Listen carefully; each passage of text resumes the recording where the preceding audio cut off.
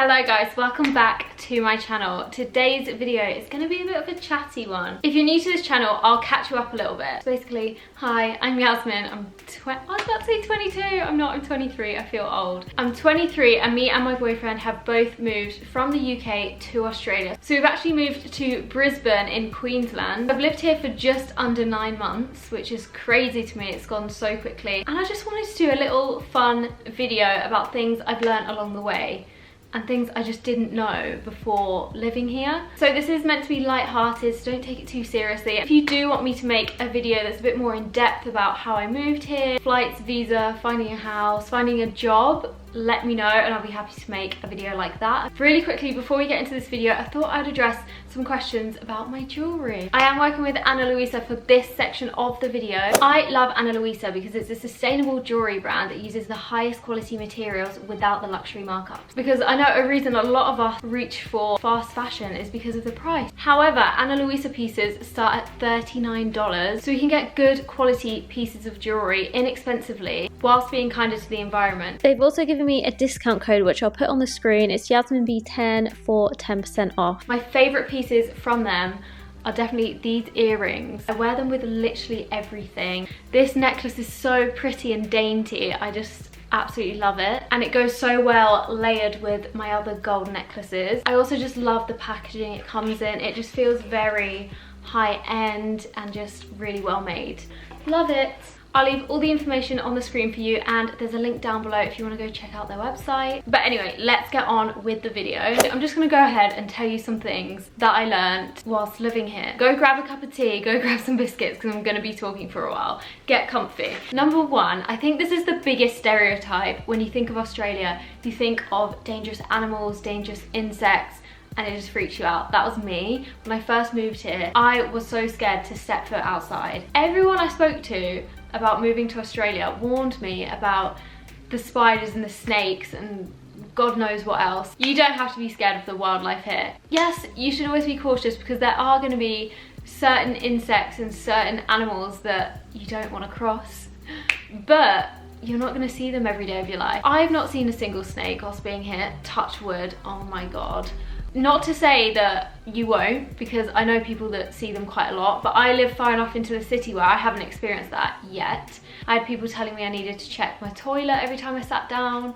It's not that scary. Be vigilant, but don't freak yourself out. I've seen 2 big spiders the whole time I've been here. They were both huntsman spiders. I'm gonna insert a picture. They are huge and they're gonna freak you out because they look scarier than they actually are. Apparently they're not really dangerous to humans. You don't have to worry. My neighbor came over and literally picked it up with his hands because me and my boyfriend were too scared. We thought it was gonna kill us. So those are the only spiders I've seen. Obviously, again, disclaimer, there are dangerous species out there.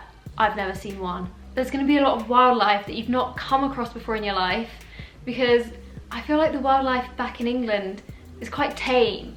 We don't have anything too outrageous. Here, there are some weird things. Like, there's always lizards climbing up my windows and just things like possums. I have a pet possum that climbs on my fence every night at 9 o'clock and I've kind of adopted it. The first time I saw a possum, I screamed because I thought it was a huge rat because it was in the dark. I'm just not used to that kind of thing, but again, not scary. Okay, number 2, learn the road rules. We were very ignorant when we moved here and we assumed that because Aussies drive on the same side of the road as us, that all the road rules would be the same. No, they're not. They're really not. Okay, they mostly are, but there's been things here and there that have caught us off guard and we've been fined. Let me give you an example. This is gonna be hard to explain on camera, but okay. This is a car on the left hand side and it's driving and it wants to park on the right hand side. You can't wait till it's safe to just park up because you're not in the direction of the traffic. In England you can do that. Here you can't. We got fined $100 and something for doing that. So we learned our lesson and we brushed up on the road rules a little bit. Number 3, high wages. I was actually shocked when I moved here and I got my first job and my second job and my third job. Visa problems. I looked at jobs online and I saw the hourly wage. In December, I started working for Zara. I looked online and apparently Zara employees in the UK earn around £8 an hour. Our base rate was $26 an hour, and then it went up in the evenings and then up at the weekends. So I think at the weekends I was earning $37 an hour. I worked Christmas Eve and I was earning over $50 an hour.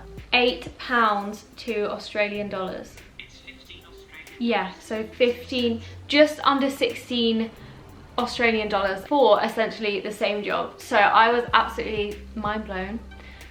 The wages here are just so much higher than back in the UK, and I'm pretty sure most parts of Europe. Even if you're traveling here and you need to just get a job just to pay your way, you can earn really good money. My first job was actually a sales job. You could get a really good hourly rate and commission on top of that. So if you're that sort of person, and if you're backpacking, you probably will be, you can earn some good money. However, this brings me on to my fourth point. The supermarkets in Australia are so expensive compared to what I'm used to anyway. In the UK, obviously for geographical reasons, being able to import things, etc., we have so much variety in our supermarkets. We can get anything, and we can get things for cheap. Australian supermarkets aren't that cheap. Sometimes I go in there and I'm like, how is that price? I can get that for £2 back home. No wonder these people get paid so much. For example, the thing I find really expensive here is vegetables and just fresh produce, like fresh fruit. I remember one time I went to go buy a bag of grapes, and in the UK you can easily buy a bag of grapes for like £1.80, £2. I went to the grapes and I looked and they were $9. $9 for grapes. I'm sure I can find cheaper grapes somewhere, but just $9. That's not even like that dramatic, but it was just something I remember because I did not expect it at all. But I did a little bit of research and I found out that apparently, according to Compare the Market, UK grocery prices are over 12% lower than Australian grocery prices. Number 5, barbecue culture is real. I thought this was going to be a huge stereotype. It's not. Before the current pandemic, I think I'd been invited to 2 barbecues a week. Maybe that's an exaggeration, but every week someone would be like, oh, come over, let's have a barbecue. Oh, we're having a barbecue. All the time. I love it. I think it's great. We have the weather for it here, why not? But not only that, there are literally so many communal like barbecue stations in public places. At the beach, there'll always be a little barbecue area.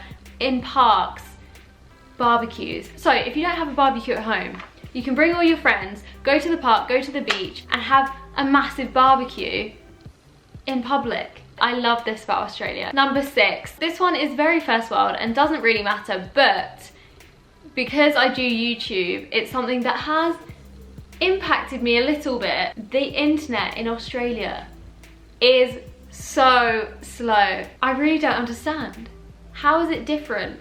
Please someone let me know. It's not terrible to the point you literally can't load anything or you can't get anything done, but just maybe in twice the time. Like for example, it takes me 3 to 4 hours to upload a YouTube video.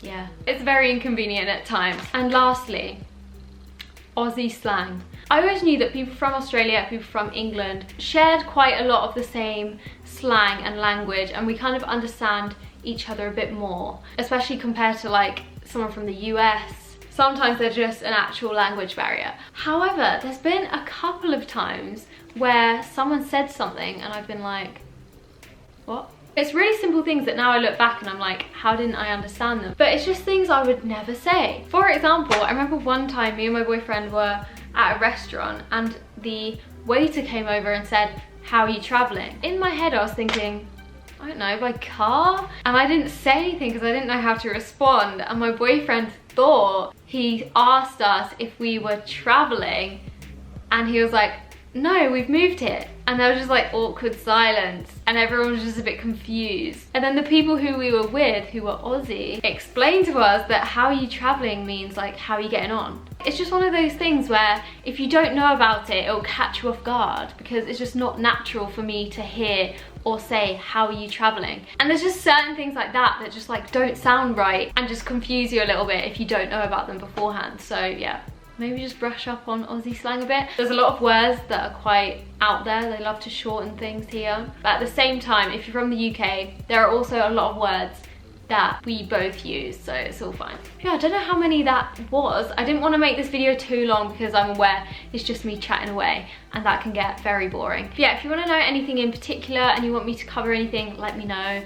I'll make another video for you. Yeah, I hope you enjoyed this. I really enjoyed it. I love just chatting, especially when I've been locked in the house for 2 months. I hope you enjoyed the video. If you did, be sure to give it a thumbs up and subscribe to my channel for more videos. Thank you so much for watching, and I'll see you next time. Bye!